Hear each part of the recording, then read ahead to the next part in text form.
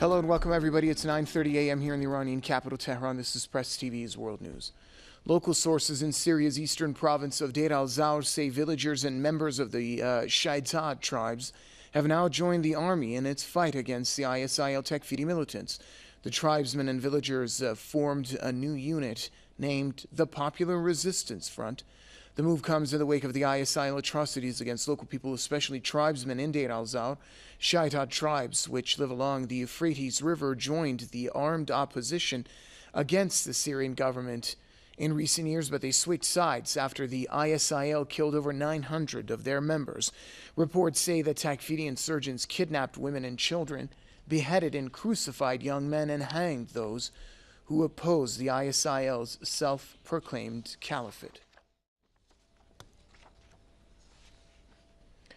And for more on that, we're joined by Syrian activist and political commentator Mimi Allaham, joining us from Australia. Ms. Allaham, welcome to the program. First of all, tell us about the indications of local tribes now joining in on the fight against the ISIL Takfiri militants. Well, in fact, the Syrian military had been leafleting in the area over the last few months, saying to the people of Dayr that, the army is coming, the army is going to protect you, and signaling to them that they should rise up against ISIS. And I think the Shaitaat tribe over the years have learned that the outside forces of the United States, NATO, and the Gulf Arab states don't have the best intentions for Syria. They've realized that the only people that can protect their interests are the Syrian army. And unfortunately, they realized that after losing 700 of their tribes members by ISIS hands in a terrible massacre, which ISIS actually released in a film, which they then claimed were members of the Syrian army. So this is actually, recently also a mass grave of 200 tribesmen was also found, which was reported in Dayr. So this is why they're now finally joining the Syrian army in the fight against the threat against Syria. And let's also focus on the policies that the United States has in Syria. Those policies include arming and funding anti-Assad militants, which has raised a question about whether they can control whether these assistance and funding falls into the hands of which side of the militants. It's like kind of a hypocrisy as to labeling the good and bad terrorists in continuation with the conflict in Syria.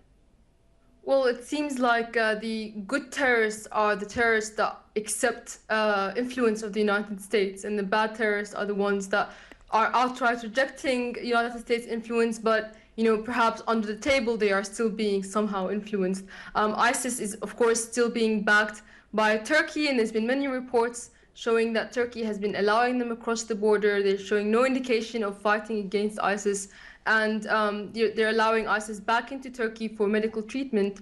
And of course, Turkey is a NATO member, so this is happening under the nose of the United States. The aid recently that was given to Harakat Hazm, which the US said was the most vetted and most moderate of the Syrian rebel groups, they gave them Tau missiles, have ended up in the hands of Jabhat al-Nusra, another al-Qaeda faction in Syria. This happened in Idlib, in Aleppo, and it sort of went on under the radar of most of the mainstream American media, because obviously it's a great act of treason when you're giving arms to people that then give those arms to ISIS. And then you have multiple occasions where those same moderate rebels, many factions of them, have defected to ISIS and Jabhat al-Nusra, taking the aid and the weapons given to them and the money given to them by the United States to al-Qaeda. So obviously there's never been a defection from the Syrian army to al-Qaeda, but there's a lot of interconnection between the moderate rebels and al-Qaeda groups, and they frequently fight alongside each other. Even ISIS has at one point told Al Jazeera that they're buying weapons from the FSA. What the FSA just seems to be, and the only difference between the moderate rebels and the Al-Qaeda rebels, is that they are less driven by the religious ideology, as they are more driven by monetary gains. And that's what is basically they're just corrupt mercenaries. Thank you very much. That was Syrian activist and political commentator Mimi Allah joining us from Australia.